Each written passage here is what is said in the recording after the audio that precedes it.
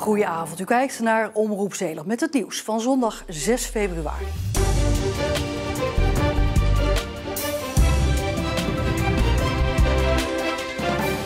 Bobby Robson zou zeggen, het was not a piece of cake. Na een jaar afwezigheid was het eindelijk weer zover. 8,5 kilometer fietsen tegen de wind over de Oosterscheldekering tijdens het NK tegenwindfietsen. Op een fiets zonder versnellingen. Omdat het NK door corona vorig jaar niet doorging, is de organisatie de deelnemers letterlijk tegemoet gekomen. Zo lag de finish 1,5 meter naar voren en kon er halverwege heel even met de wind mee worden gefietst op een tegenwind meebocht. Het NK had vandaag daarom ook als ondertitel de Mats-editie.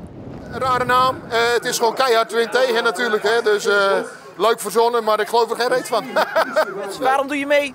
Ja, dat weet ik zelf eigenlijk ook niet als ik nu hier sta. Nee, dat moet ik nog even bedenken. Gewoon douwen en trappen. Ik dacht dat het erbij hoorde. Ik woon sinds een paar maanden in Zeeland. Ik dacht het is onderdeel van de inburgering. Ik hoop dat ik het over kan halen, niet in de Scheldewaai.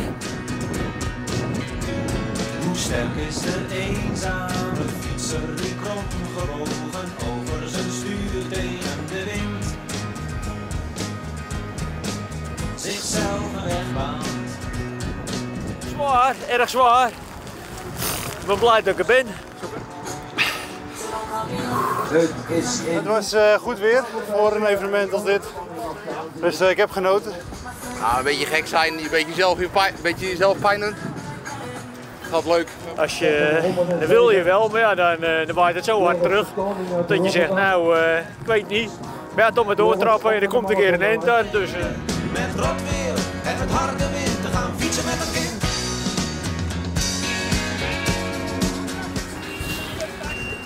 Het was de moeite.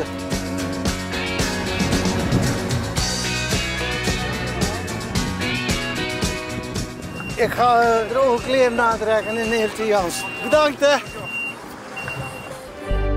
Jongeren hebben zaterdagavond vernielingen aangericht in een trein tussen Goes en Arnhemuiden. Stapvoets aangekomen op het station van Arnhemuiden hield NS-personeel de deuren gesloten tot de politie op het perron stond. Die veegde de trein schoon en noteerde de gegevens van een groep van ongeveer 50 jongeren die in Goes was ingestapt. Onder hen de vandalen. Volgens de NS was er in de trein flink wat aan het interieur gesloopt, waaronder lichtbakken en klaptafels. Een deel van de jongeren was volgens het NS-personeel onder invloed van alcohol.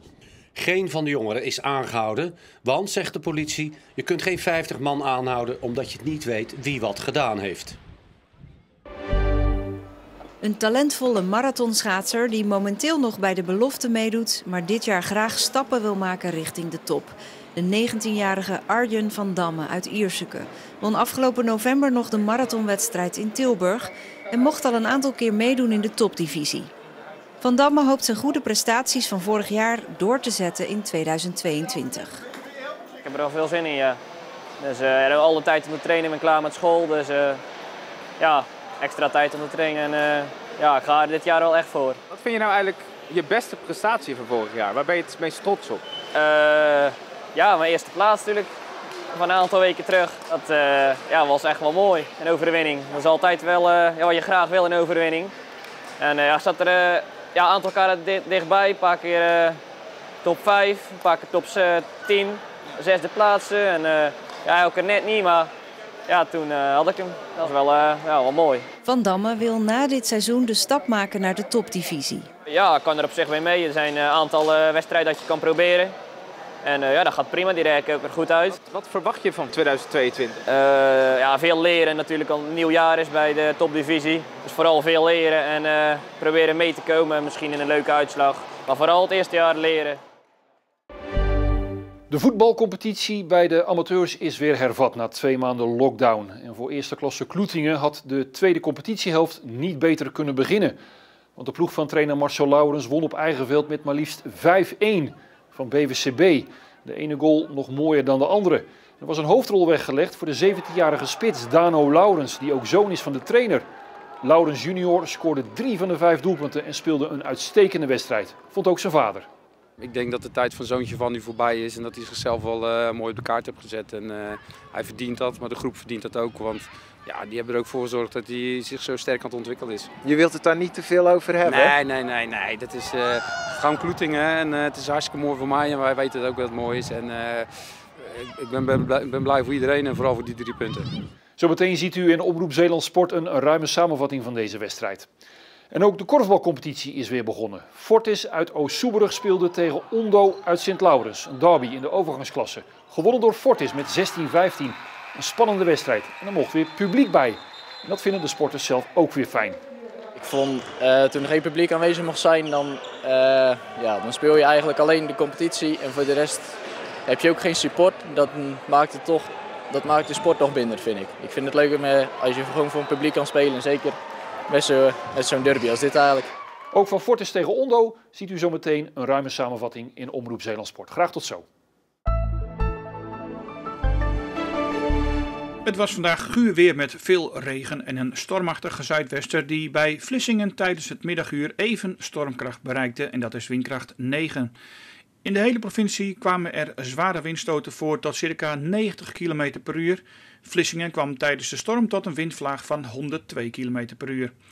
De wind is nu afgenomen en is krachtig uit het westen, maar vanavond tot begin deze nacht zijn er wel enkele buien mogelijk. En de noordwestenwind kan dan tijdelijk even uitschieten naar hard tot stormachtig met windstoten tot circa 90 km per uur. Later in de nacht wordt het droog, de minimumtemperaturen komen te liggen rond 5 graden. Morgen krijgen we een dag met droog weer en vrij zonnige condities. De temperaturen komen te liggen rond 6 à 7 graden bij een matige noordwestenwind. En dan de vooruitzichten. Tot met woensdag blijft het overwegend droog met bewolking, af en toe zon en het is zacht met temperaturen rond 10 graden. Vanaf donderdag komen er dan weer wat buien op gang en dan wordt het ook wat minder zacht. En tot zover het nieuws en ook het korte weerbericht van deze zondag. Meer Zeeuws nieuws en ook uitgebreidere weersinformatie vindt u op onze site, op de app en ook op de social media. Blijf hier kijken, want we hebben nog meer mooie programma's voor u zometeen. Nog een mooie zondagavond en tot morgen.